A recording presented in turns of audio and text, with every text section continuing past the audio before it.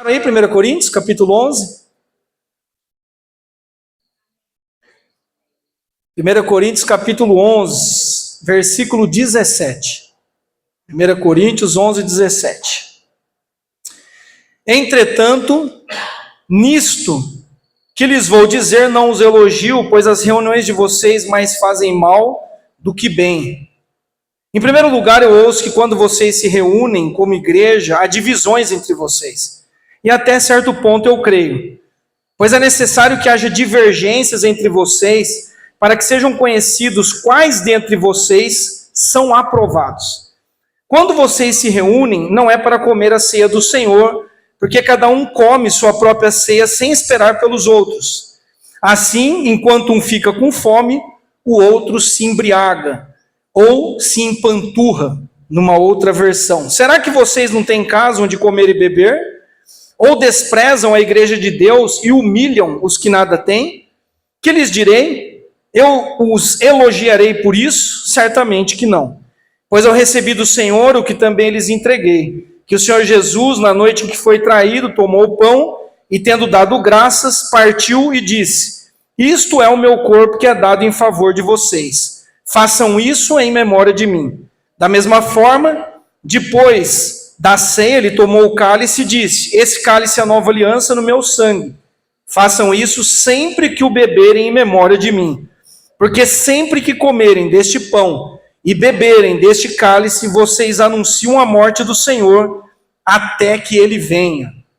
Portanto, todo aquele que comer o pão ou beber o cálice do Senhor indignamente será culpado de pecar contra o corpo e o sangue do Senhor.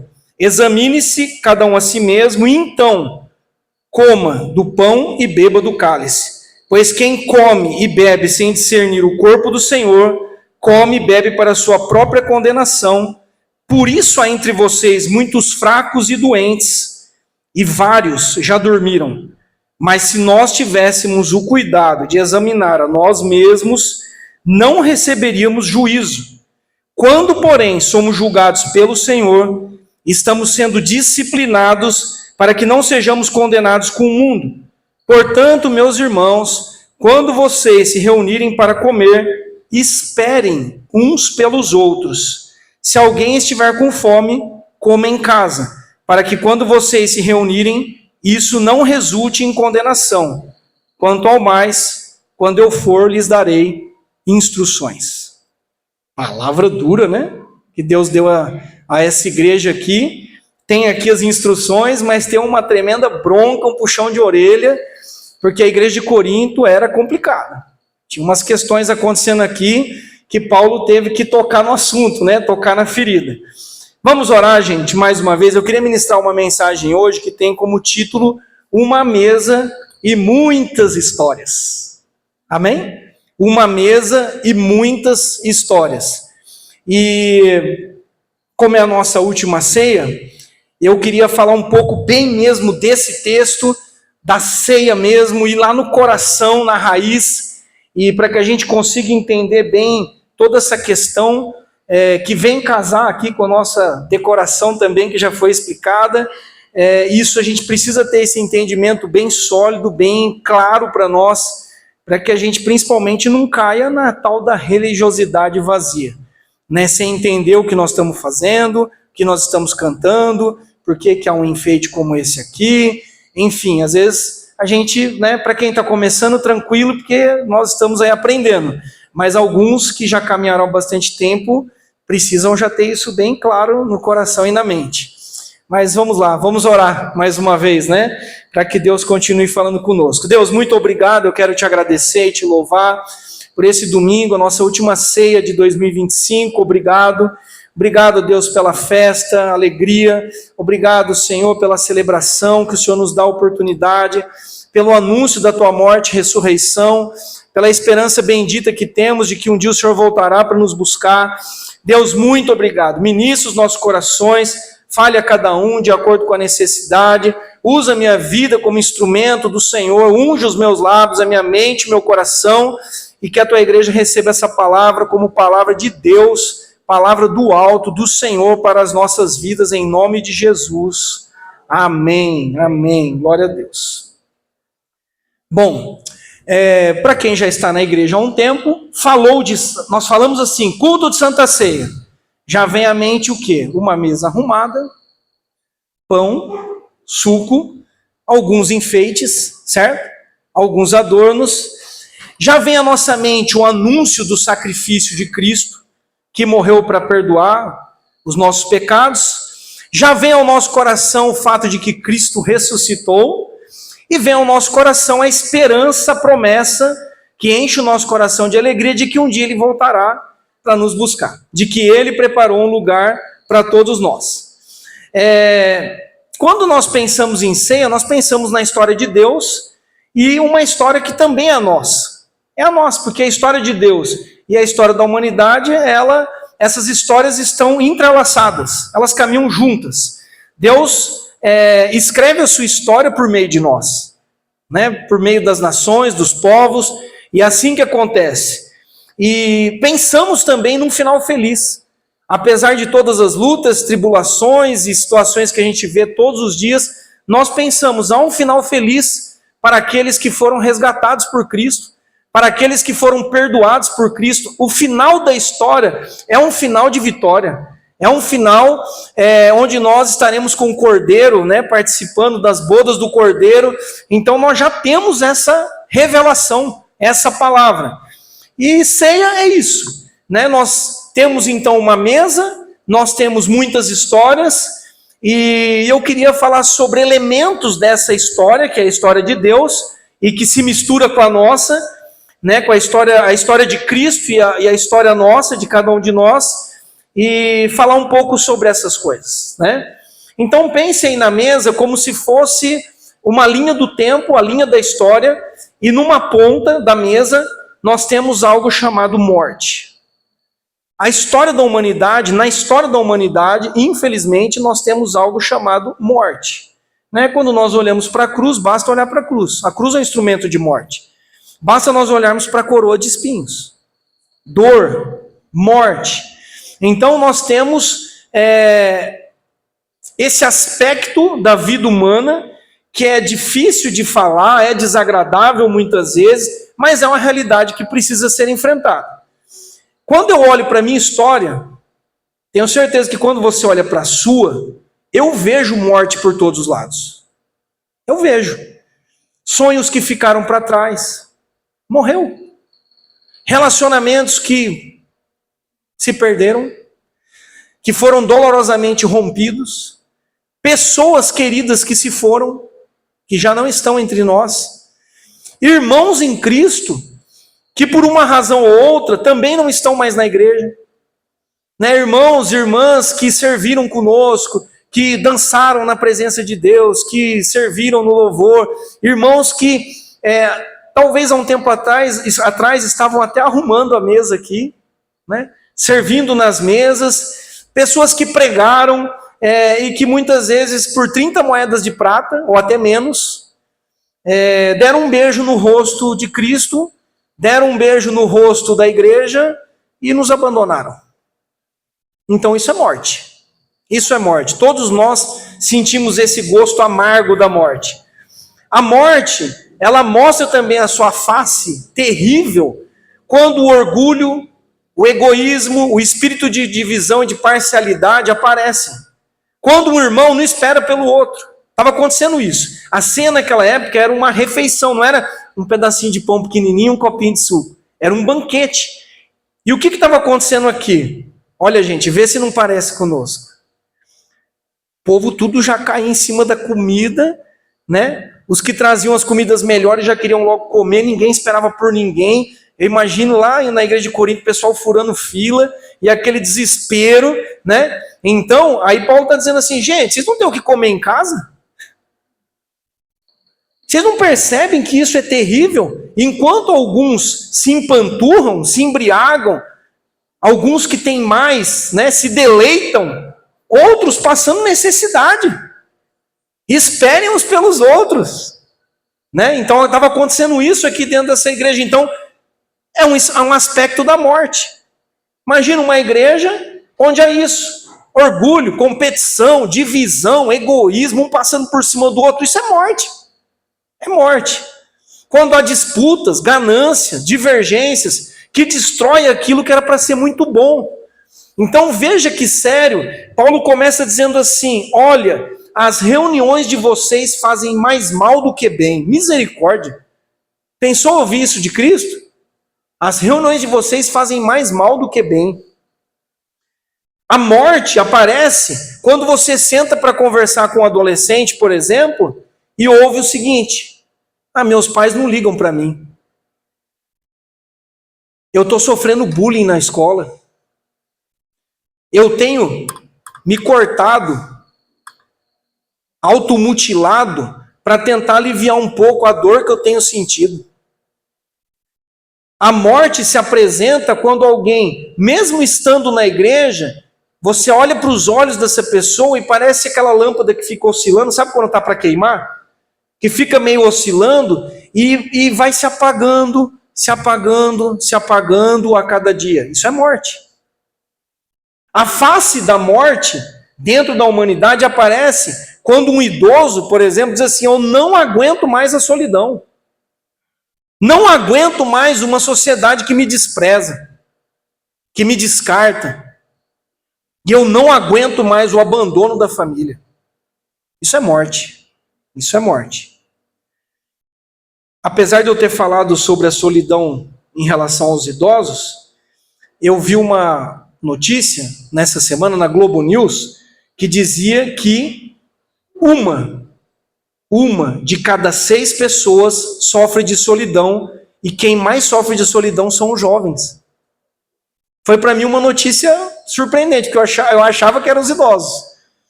São os jovens de 20 anos, são os que mais estão sofrendo com a solidão. Som. Vamos para o outro. Toca feio. Obrigado. Beleza. E aí, mais assustador, a solidão mata 100 pessoas por hora no mundo. Que é isso, gente? Tudo bem, nós estamos falando a nível de mundo, mas 100 pessoas por hora morrem no mundo por conta da solidão. Isso é morte. Nessa ponta, que a energia, a força de ter passados diminui a cada dia. A cada culto de Santa Ceia, eu me aproximo mais da última ceia aqui na terra. Ô pastor, você está me assustando. Mas é verdade. Não. Cada culto que a gente participa aqui, eu estou mais perto da última. Aqui, tá bom? É uma despedida contínua daqueles que nós amamos. É duro ler em Mateus 26, 18, por exemplo, Jesus dizendo: o meu tempo está próximo. Sabia que o seu tempo está próximo? Meu tempo está próximo. Versículo 24, Jesus diz assim: o Filho do Homem vai como está escrito a seu respeito. O termo que aparece aqui, em memória de mim, aponta para isso. Onde nós costumamos ler com mais frequência in memoriam? No cemitério, não é? O próprio pão e o suco representam a morte sacrificial de Cristo, o corpo que foi ferido na cruz e o sangue que foi derramado para o perdão dos nossos pecados. A morte aparece aqui também, nesse texto e na vida humana, quando falta dignidade para nós, principalmente ao participarmos de um momento como esse. Paulo diz que alguns estavam tomando a ceia indignamente, e era por isso que havia entre eles muitos fracos e doentes, e alguns já haviam dormido. E aqui dormido é morrido mesmo. Alguns já haviam partido. Pessoas fracas. Gente, isso é muito sério. Eu fico pensando, será que em nosso meio ou nas igrejas tem muita gente fraca e doente porque está tomando a ceia indignamente? Segundo o texto bíblico, isso é impossível. Falta dignidade, falta temor, falta respeito. Explicando um pouco melhor o que significa participar desse momento indignamente. Significa participar da ceia sem o entendimento e sem a vida correta. Sem o entendimento correto e sem uma vida correta. Uma vida de santidade, uma vida de compromisso verdadeiro com Deus. Por isso Paulo vai dizer nos versos 28 e 29: examine-se cada um a si mesmo, e então coma do pão e beba do cálice, pois quem come e bebe sem discernir o corpo do Senhor, come e bebe para a sua própria condenação. Por isso Paulo está dizendo: a reunião de vocês está fazendo mais mal do que bem. Porque se vocês tomarem indignamente, e Paulo está dizendo, vocês estão tomando indignamente, porque um não espera pelo outro, um está competindo com o outro, a egoísmo, a carnalidade, vocês estão bebendo e comendo, ou comendo e bebendo para a própria condenação de vocês. Aparece aqui no texto de Coríntios a palavra juízo. Juízo. Tomar a ceia indignamente está associado a continuar vivendo uma vida de pecado, sem quebrantamento, sem confissão e sem arrependimento, sem a intenção genuína de ser transformado por Cristo dia a dia. Deixa eu te perguntar, você é um sonho, é um desejo seu ser transformado por Cristo dia a dia, de glória em glória? É o seu desejo? Mas é só o seu desejo ou você tem dado passos em direção a isso? Porque se nós não tivermos esse sonho, essa aspiração de, olha, eu quero me parecer mais com Cristo, eu quero ser mais santo, eu quero ser alguém mais consagrado, eu quero evangelizar mais, eu quero servir ao Senhor, se não há essa motivação em nós, se não há, nós estamos participando de momentos como esse de forma indigna. Eu encontrei uma frase de uma escritora que eu achei muito legal e forte, chama Natália Pinheiro. Ela diz assim: o arrependimento é o vômito da alma enjoada do pecado. E eu pensei, Senhor, será que nós precisamos vomitar hoje? O arrependimento é quando já deu o pecado para mim, eu estou com nojo, eu estou enjoado, está fazendo mal, eu preciso vomitar isso, eu preciso confessar, eu preciso entregar isso, senão não vou passar bem, vou continuar passando mal.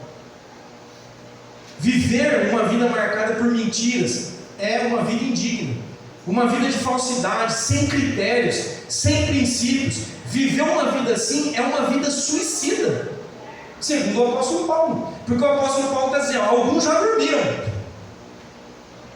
já dormiram porque têm vivido uma vida indigna diante de Deus, de qualquer jeito, de uma forma relaxada, né? Achando que Deus assim é o meu amigão, né? É o meu compadre, e que eu posso fazer qualquer coisa que no final vai dar tudo certo.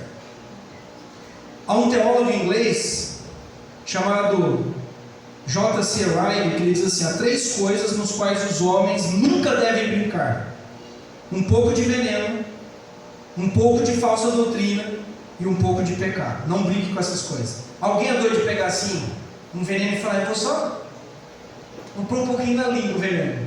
Não brinque com isso.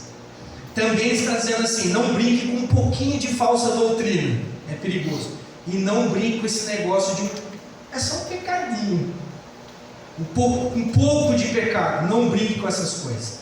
Então, numa ponta da história da humanidade, que está associada à queda do ser humano, numa ponta nós temos morte.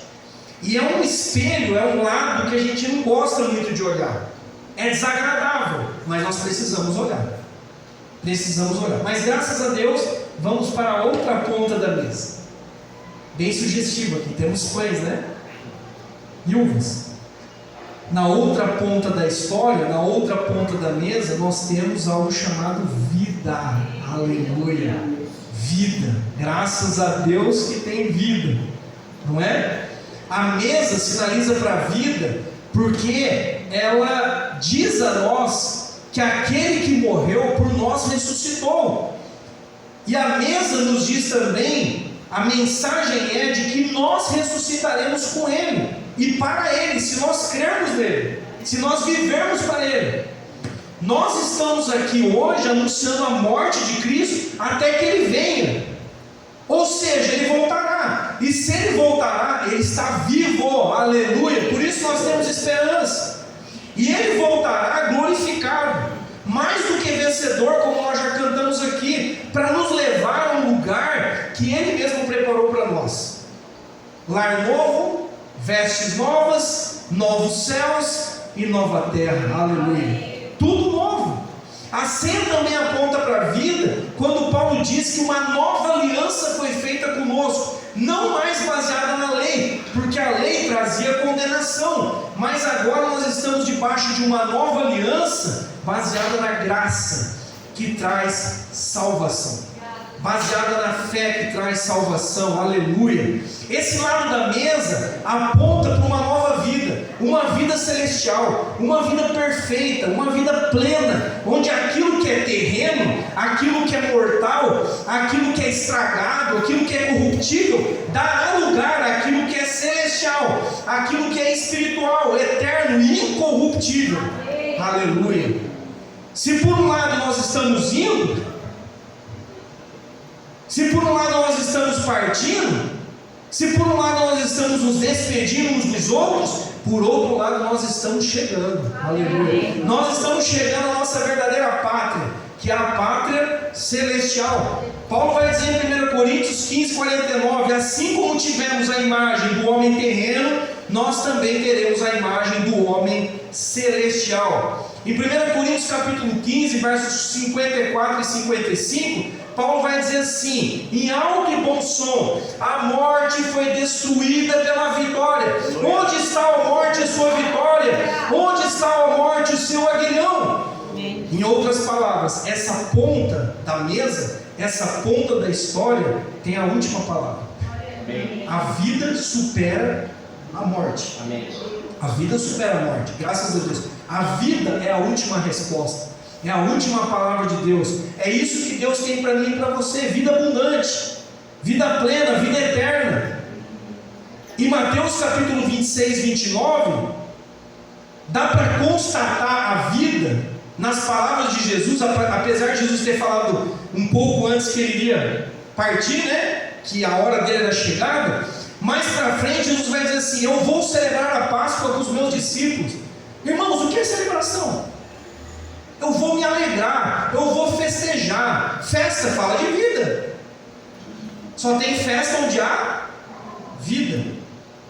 E depois de comerem e beberem, eles cantaram um hino. Onde tem música, alegria, vida. Não é? Vida. Cantar é muito bom, não é, irmãos? Não estava bom, por favor?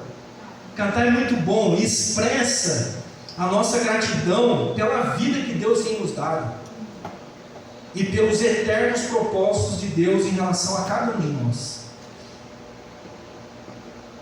Um almoço com pessoas queridas, um filho ou um neto que nasce, uma conquista profissional, um discernimento novo que Deus me dá a respeito de alguma área da minha vida, tudo isso é vida. Estou dando alguns exemplos, ok? Do nosso dia a dia. Então, numa ponta morte, numa ponta vida, e bem no meio, nós temos o que? O hoje. O hoje, agora, esse momento, exatamente agora. Olha aí para a lamparina aí, a lamparina é hoje, bem no meio. No meio dessa história que se mistura, passado, presente, futuro, nós temos algo que a gente chama de hoje. O hoje é uma nova oportunidade. Eu e você temos uma nova oportunidade hoje. O hoje está entre a morte e a vida. O hoje é o que nós temos no meio e que faz parte o quê? Do meio da nossa história, da linha, desde o dia que nós nascemos até o dia que nós vamos morrer. É o tempo, esse hoje, para a gente parar e fazer um autoexame. É hoje o autoexame, a autoavaliação. Para que eu não viva uma vida sem critérios de qualquer jeito, sem mudança, vou levando. Eu já disse que viver uma vida assim, sem critérios de qualquer jeito, é suicídio. É uma vida suicida. O quanto nós mudamos esse ano? Pensem, o quanto eu mudei esse ano? Eu mudei ou não mudei? Mudei para melhor ou para pior? em relação a Deus, em relação aos propósitos de Deus, em relação a essa questão de se parecer mais com Cristo? Quem precisa mudar mais ainda? Dá tempo ainda, até o dia 31 de dezembro, tem mais ainda, né? Um chorinho, né? Pra gente mudar mais um pouco aí, dá pra Deus aparar algumas arestas ainda, dá ou não dá? Dá tempo. Hoje dá tempo. Dá tempo ainda de confessar pecados e deixar algumas coisas e fazer algum compromisso com Deus, né? Se firmar mais um pouco, tomar cedo com confiança e já sair amanhã, segunda-feira, cabeça erguida, consciência limpa, tranquila, de que você deu um passo em direção à mudança e ao seu crescimento espiritual. É certo, pelo texto de Coríntios aqui, que nós precisamos do Espírito Santo. Porque o Espírito Santo é essa luz, é esse guia que vai nos mostrar coisas que a gente às vezes não está enxergando. É o Espírito Santo que nos mostra, nos ajuda nesse processo aí, de crescimento, de santificação.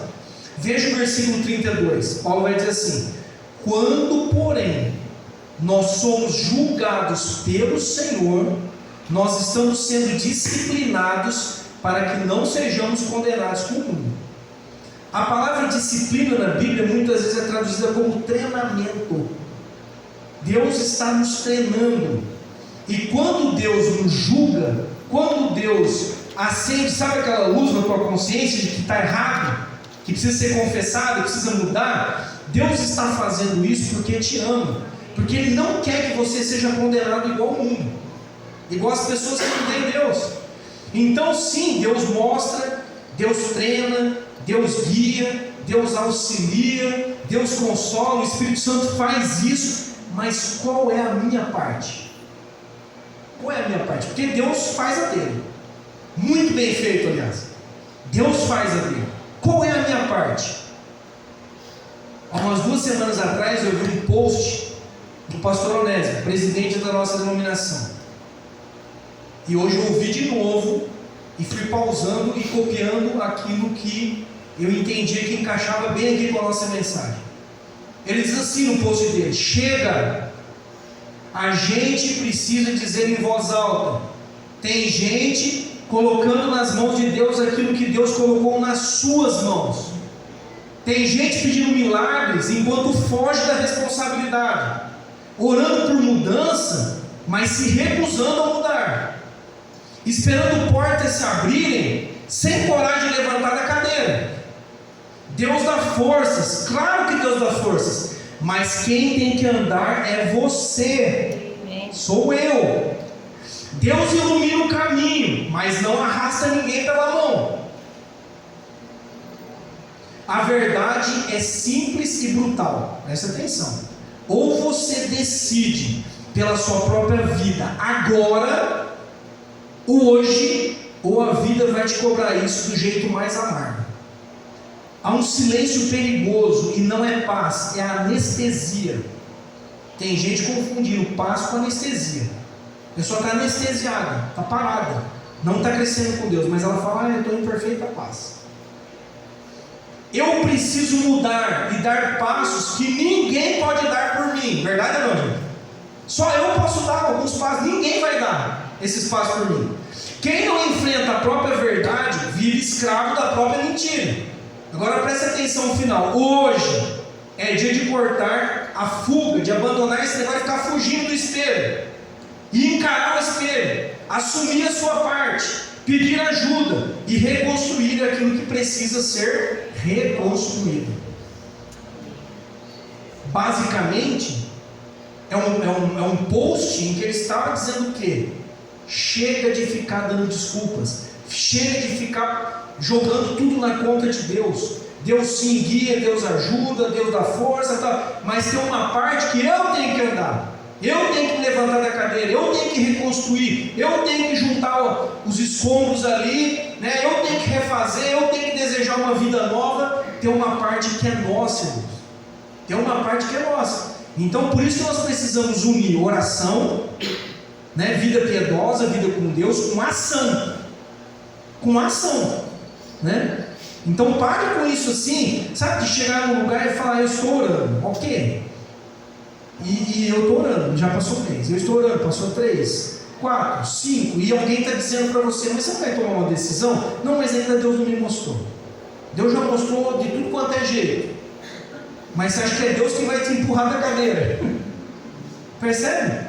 Então Deus fala, irmãos. Deus continua falando hoje, principalmente por meio do Filho, por meio da palavra. Então sim, nós temos que ter paciência, né? Temos que aguardar a voz de Deus, mas Deus fala. E muito, frequentemente, de várias maneiras. Então cuidado com essa questão de não jogar na conta de Deus aquilo que é responsabilidade sua e minha. Nós só temos o hoje. É hoje, é o agora. Essa é a hora, né, de nós fazermos diferentes. Se a morte nos leva a olhar lá para trás, para o passado, quando nós estávamos mortos, né, nos nossos delitos e pecados, e a vida nos leva a olhar com esperança para o futuro, certo? A outra ponta da mesa, o dia que nós chamamos de hoje serve como uma espécie de cancela. É um pit stop. É uma cancela para eu poder reavaliar qual é a minha condição atual. Para eu fazer um autoexame. Por isso Paulo vai dizer, examine-se cada um a si mesmo. Paulo não disse assim, lá no futuro se examine.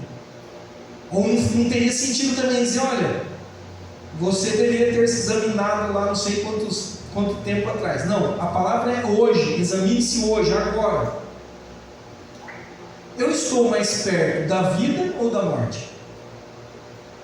Né? Pense como se fosse um pêndulo aqui. E aqui é a sua vida, ó. Esse é o hoje. Tua vida hoje está mais perto daqui ou está mais perto daqui? Misericórdia, mas daqui. Não é? Então, esse hoje aqui, ó, essa lâmpada aqui que representa a sua vida, tem que caminhar assim, ó, para cá, ó. Vida, vida, vida, certo? Até chegar o último dia onde nós estaremos com Cristo para sempre. Vida eterna, né? Onde não haverá mais, não tem fim, não tem fim. Então, esse é o dia. Examine-se cada um a si mesmo, então aproxime-se da vida. Aproxime-se da vida e não da morte. O que nos espera? O que nos espera é um vinho novo no reino dos céus, ao lado do Cristo ressuscitado, daquele que venceu a morte, daquele que é a nossa esperança bendita, daquele que nos comprou com o seu sangue precioso, né? Palavras que a gente ouviu hoje: honra, compromisso, vida cristã autêntica. Perceberam quantas palavras a gente ouviu hoje? Que o tempo todo Deus está falando conosco desde o início, de que nós, escolher a vida é escolher a verdade, é escolher o compromisso, é escolher a autenticidade, é escolher abandonar pecado, né? É isso a vida, é isso a vida. Ninguém deveria vir à igreja para ficar se enganando. Ficar me enganando? Fico em casa, vou assistir televisão, vou fazer uma outra coisa, vou passear no shopping, né? Se eu estou na igreja, eu estou ouvindo a palavra de Deus, e eu entendo tudo isso, eu preciso hoje levantar da minha cadeira e falar: não, Deus, isso daqui não pode continuar na minha vida, isso daqui não cabe mais, essa roupa não cabe mais em mim, Deus. Eu estou enjoado. Tenho certeza aqui que todo mundo, quando a ficha caiu na conversão, teve coisa que você fala assim: que vergonha as coisas que eu fazia.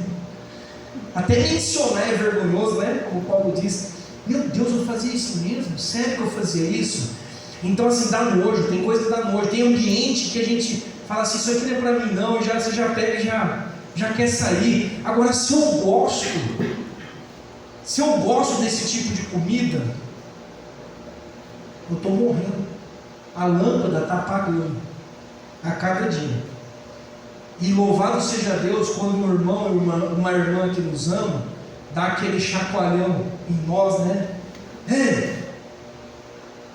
Acorda, você não está vendo que você está perdendo o brilho nos olhos? Você não está vendo que você está se esfriando? Você não está percebendo que a cada dia você é alguém mais apagado?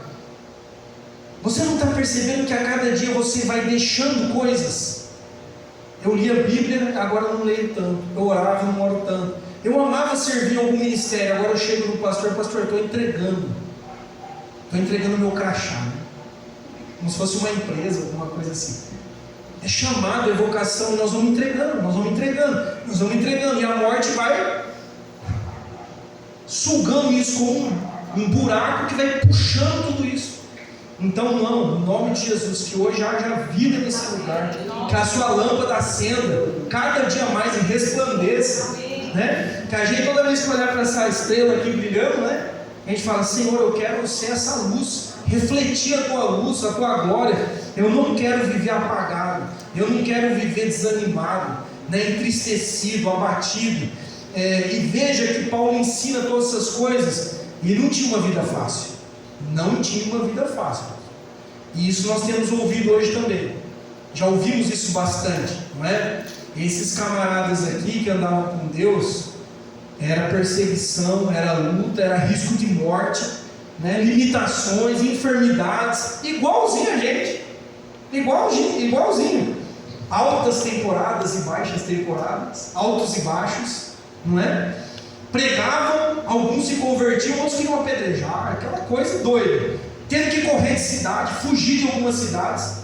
Eu terminei de ler o livro de Atos essa semana. Que coisa doida a história de Paulo, as viagens missionárias, que coisa louca. Ele ia para uma cidade, pregava, alguns convertiam, os outros já queriam matar, saía corrida, ia para outra, aí ia para um lugar, pregava, alguns criam, os outros davam risada, zombavam, daqui a pouco está na prisão, ia uma confusão, né? Aí o navio naufraga, vai parar numa ilha chamada Malta, eles são bem recebidos, bem atendidos, daqui a pouco o camarada vai jogar um graveto na fogueira, uma víbora vem e pica ele. E os caras olham para ele e falam: esse cara é um amaldiçoado, deve ter pecado contra os céus, porque não é possível, escapou do mar, agora tem uma cobra picando ele. Aí Paulo dá uma sacudida lá, o bicho cai no fogo lá, pronto, não acontece nada com ele. E aquela coisa doida, indo para Jerusalém, e vai chegar lá em Jerusalém, prisões, perseguições e até a morte e o martírio. Você não pediu uma vida com emoção? Você sabia que quando você se converteu, é como se Deus estivesse perguntando para você: você quer com emoção ou sem emoção? E você não sabia. Mas aí Deus diz assim: eu estou te perguntando, mas deixa eu te avisar uma coisa: não tem a opção sem emoção. A opção é só com emoção, não é? Mas seria muito chato se não tivesse emoção. Eu lembro na minha lua de mel lá em Fortaleza, eu e a Ju, vamos passear de bug naquelas dunas gigantes. E eu e a Ju um palito, magrinho, que nem só se bate o vento leva embora. Pesava 60 quilos, né, Ju? A Ju pesava 40, acho. E eu pesava 60. Aí põe no bug, eu, a Ju atrás e uma mulher do lado. Aí o cara, né? Com emoção ou sem emoção? Eu falei: com emoção. Duas mulheres do meu lado, né? Nem pensei, com emoção. Parava assim numa duna, assim, a quase 90 graus assim. Não, cara, não vai descer isso. E descia, e era um cano grosso, não tinha cinto de segurança, não tinha capacete, não tinha nada. E eu agarrando aquilo ali, quase chorando. Falei: gente, eu vou voar na areia, vou virar um camarão milanês, já estava vermelho. Vou voar, vai ser feio o negócio. E eu quase ainda, tendo que mostrar, porque, na lua de mel, o cara tem que mostrar que é firme, que é homem, né? E tal, ele quase chorando: moço, para, pelo amor de Deus. A Ju foi na frente, né, Ju? A Ju foi na frente, com o motorista com cintinho de segurança, quase ficando viúva sem saber. Eu lá atrás, quase voando no bug, e um casal do meu lado também quase chorando. Porque o bug parecia que ia capotar na areia. Eu falei: vai capotar isso daqui, vai morrer todo mundo. Não pediu com emoção? Não recebeu a Cristo como Senhor e Salvador da sua vida? Tem emoção. Tem emoção. Mas é a melhor vida que a gente poderia viver. É a melhor vida. Então continue com ele. Continue no bug, viu? Tenta pular fora, não. Continue. Porque na areia, se cair na areia, vai doer mais. É pior. É pior ser esfolado na areia do que continuar no bug. Certo? Então eu quero te convidar a ter um momento agora com Deus. E você, hoje, faça um autoexame. Talvez, pense aí de janeiro até dezembro. Hoje é a última ceia. Você caminhou bem mesmo? Ou você diz assim: Deus, eu estou mais para cá do que para lá. Olhe, fale com Deus. O Du já falou aqui na administração. Deus perdoa pecados. Se confessarmos os nossos pecados, Ele é fiel e justo para perdoar os nossos pecados. Pode participar da ceia. Não é para você estar aqui na igreja com medo, né? Mas eu também não posso ser indigno, ser leviano na minha maneira de participar. Então quero te convidar até esse momento de oração, de conversa com o Espírito Santo. Peça para o Espírito Santo sondar o teu coração. Como diz o salmista: Senhor, vê se há em mim algum caminho mau e me conduza pelo caminho eterno, o caminho da vida. Em nome de Jesus, em nome de Jesus.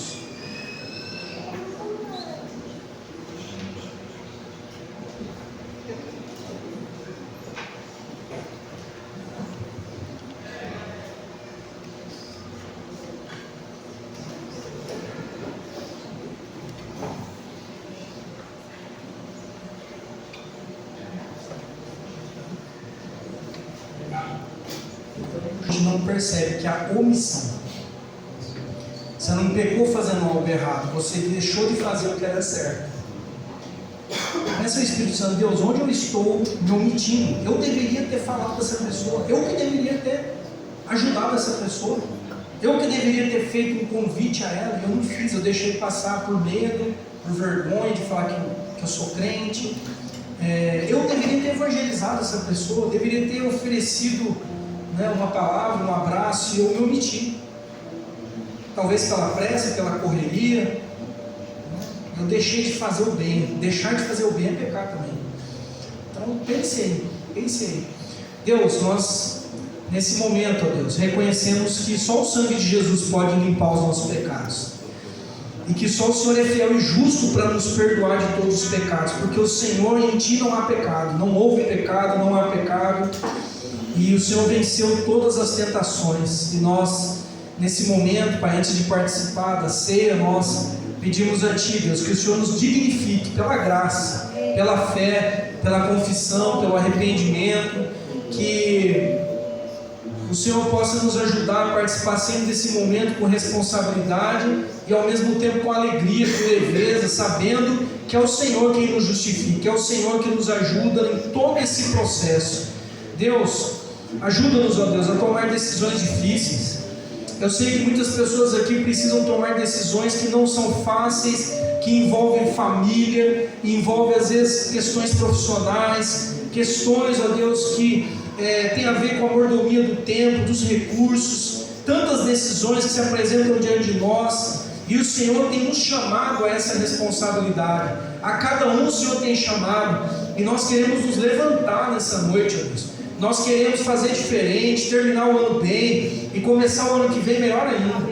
Então, Deus, ao participarmos desse momento, que nos faça bem, que não haja entre nós divisões, pressa, egoísmo, parcialidade, que não haja entre nós disputas, divisões, como estava acontecendo na igreja de Corinto, mas que em nós haja unidade, amor, que entre nós haja cooperação, ajuda mútua, Senhor, amor de verdade mesmo uns pelos outros, Pai, porque nós somos uma família, o povo de Deus, a igreja do Senhor. Então nos abençoe, ó Deus, que nos faça bem, alimenta o teu povo espiritualmente. Nesse momento nós vamos comer e beber da tua presença, que o Senhor nos fortaleça em todas as áreas das nossas vidas, e que possamos, ó Deus, ter um coração quebrantado. Dá um coração quebrantado à tua igreja, um coração humilde, um coração voltado ao Senhor Jesus, para a honra, glória e louvor do teu nome. Amém, amém, glória a Deus. Amém. Vamos ficar em pé, gente?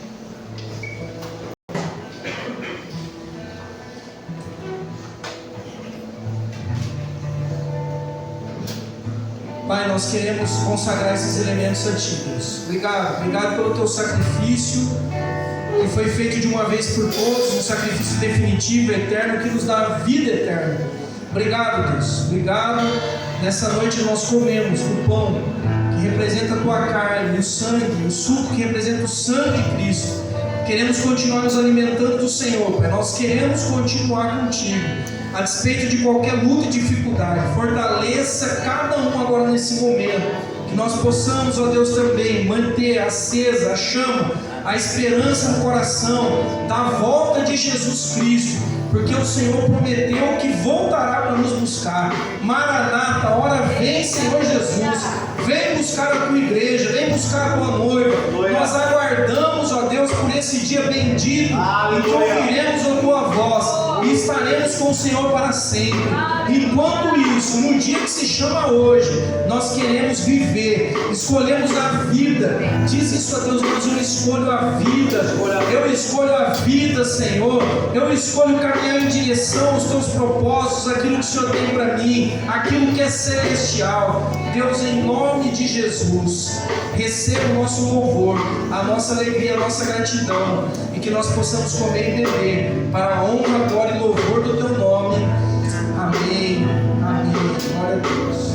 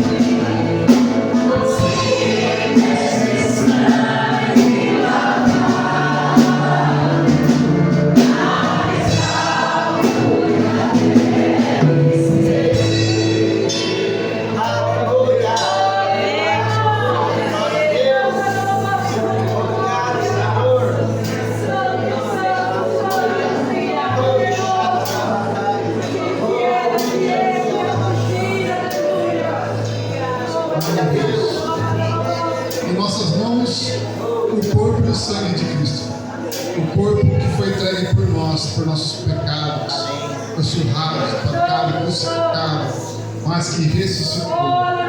O sangue que nos lava dos pecados, o sangue que nos cobre, o sangue da vida. Em nome de Jesus, podem comer e beber.